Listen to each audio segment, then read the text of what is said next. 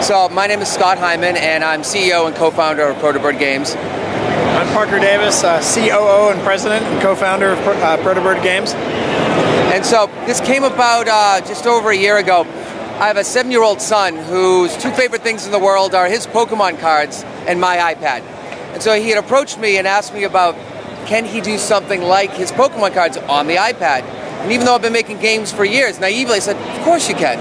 So then eventually I start looking on the App Store, nothing's there. I take a whole week looking in the App Store, nothing is there. I do some time investigating, learning about what's available, and realize there is no CCG for kids available on the App Store or on Android at all. And thought, well, one, that's rather silly, and two, if there isn't one, I'm going to make it.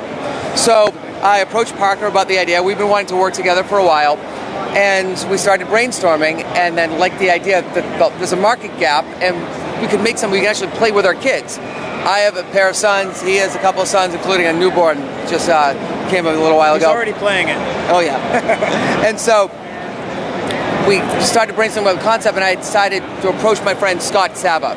Scott's been making the Dreamland Chronicles as a webcomic for over 8 years. The whole thing is done with 3D graphics, so it looks like stills out of a Pixar or a DreamWorks movie.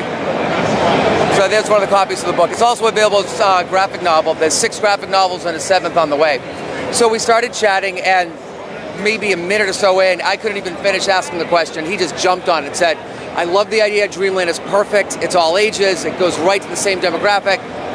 Let's do this. So we came to an agreement and worked it all out. He sent me all of his assets, so hundreds of characters, dozens of environments that we could use to make this world come about. And then I approached a couple of game designers. Keith Carpentier, who's our design director, worked with me at a company called Moco Space a couple of years back. And Keith knows card games inside and out. He also co-owns a comic book store here in Boston called JP Comics. He runs Magic tournaments twice a week. So he loved it too. He liked the idea of making his own version of a card game. He approached his friend Andy Probasco, who is a former professional Magic the Gathering player.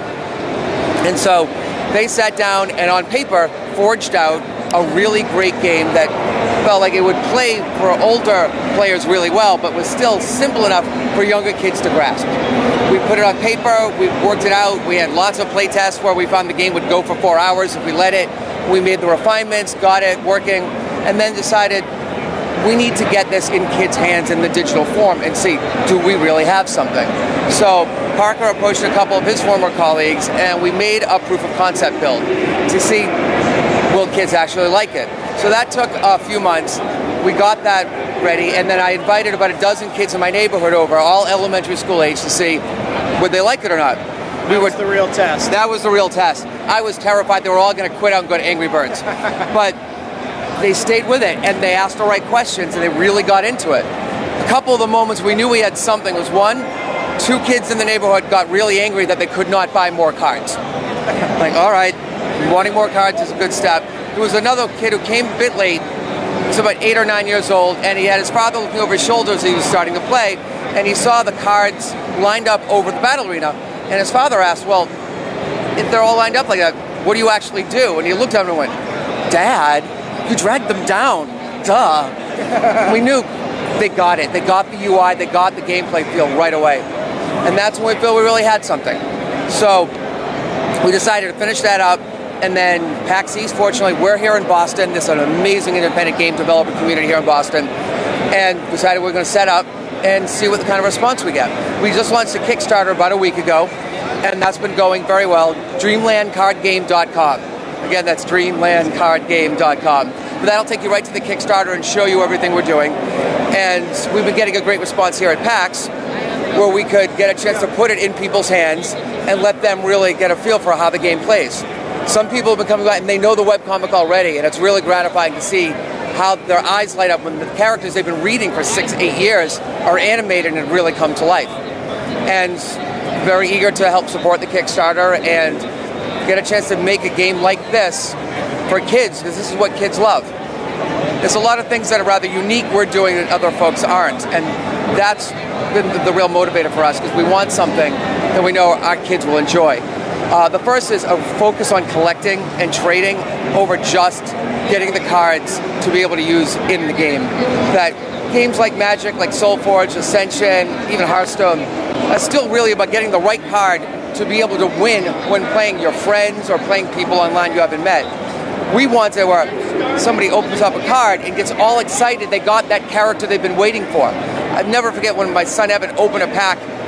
It was like, I got a Charizard. I finally got a Charizard. It's like running around the house excited. That's what we want to do.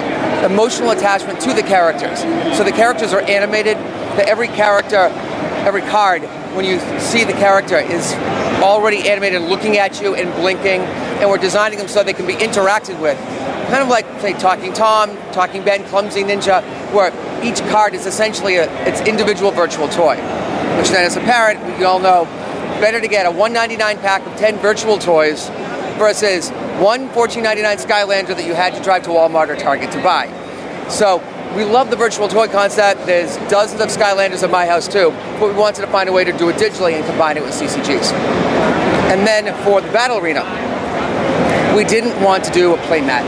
The playmat makes complete sense for most card games that are aimed at older players, but if you already have this attachment to your characters and they're animated and they feel alive, wouldn't it be boring to see them just lay there flat? So we decided to make something where the characters are dragged down from the cards and come to life facing each other. And folks have compared it to Battle Chess or to early versions of Final Fantasy or Hero Academy. But the kids, we noticed as soon as they saw that, they loved it. They got that sense of what you're supposed to do.